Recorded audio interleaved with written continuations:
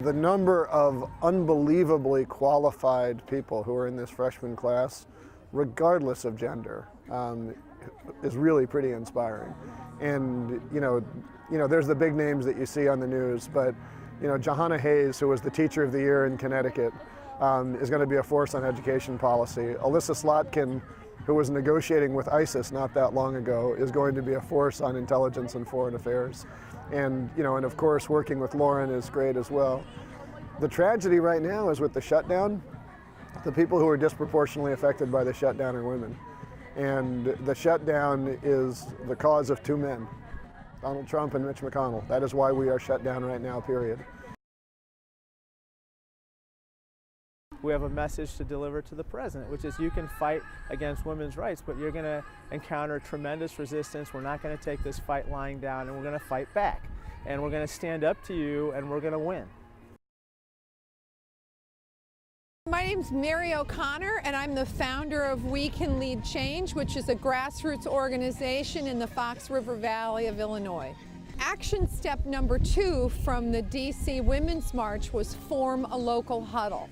And so I posted out on Facebook and opened up my home, and 80 strangers came that night, and we decided that we wanted to preserve and protect democracy.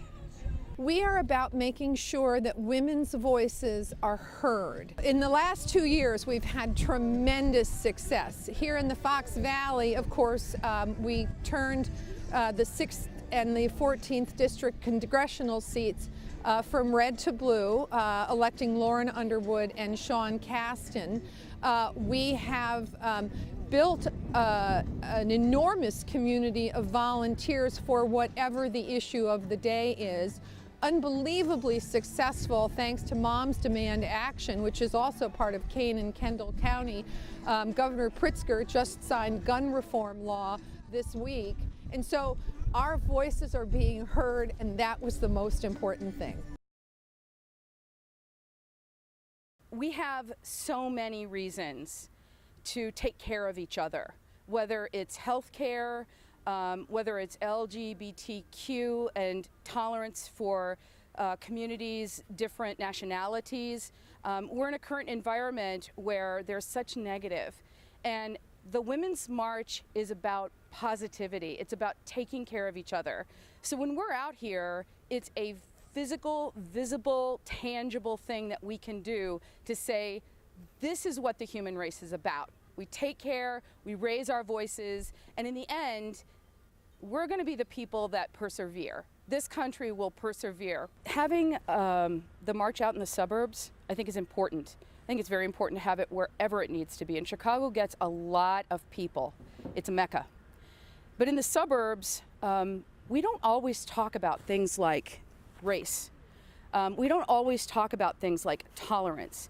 We don't often want to acknowledge that we've got problems in our society. This is the kind of thing that awakens people. And we also find out how many people are already woke. And so having it in the suburbs just adds another layer to the people that are already active. No member of the United States Congress should stand between a woman and her healthcare professional with regard to her body. Are you with me? We took back the House. As we're coming up on Martin Luther King Day, you look at the Congress right now, and we are slowly realizing the dream of being represented by people because of the content of their character. And what we are fighting against is that the realization of that dream is a nightmare for men of low character. And we're going to win, but we got to keep on pushing, because this shutdown right now is disproportionately affecting women.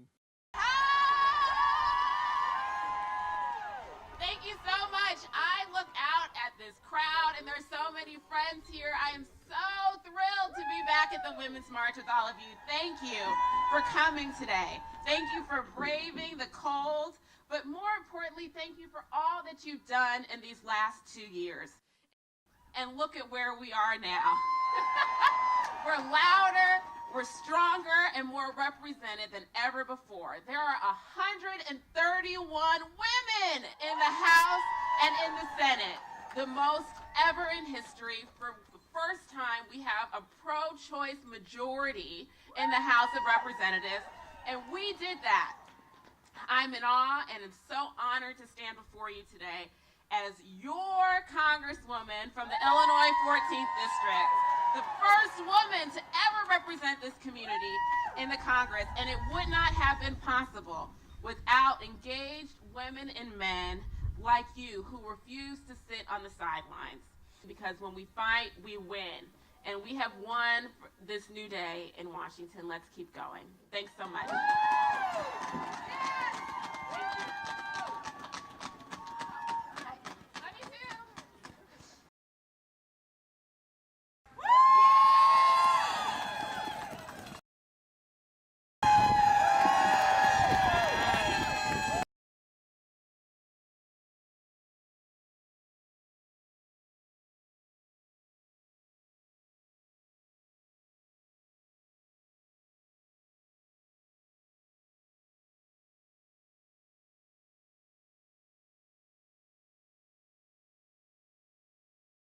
Us today?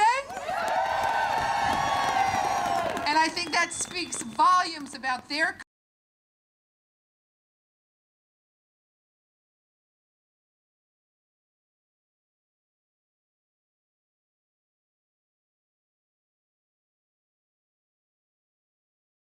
choose partisan politics over the people they serve.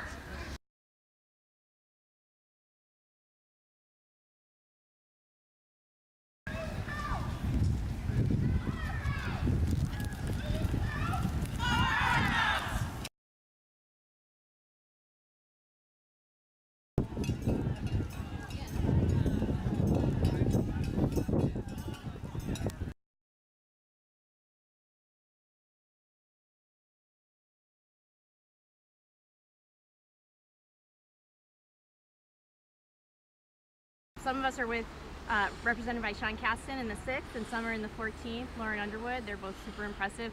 The local representatives I thought were really motivating, and you know, this all kicked off November 8th, 2016, and we're not done yet, and we're going to take back the White House. We're going to win more seats in the Senate, and we're going to reverse a lot of the abominable practices, policies, and behavior that has been going on for the last few years. Yeah. What she said. The weather suppressed turnout, of course, but the spirits were high, and it was great to see some of these progressive politicians trying to point the way.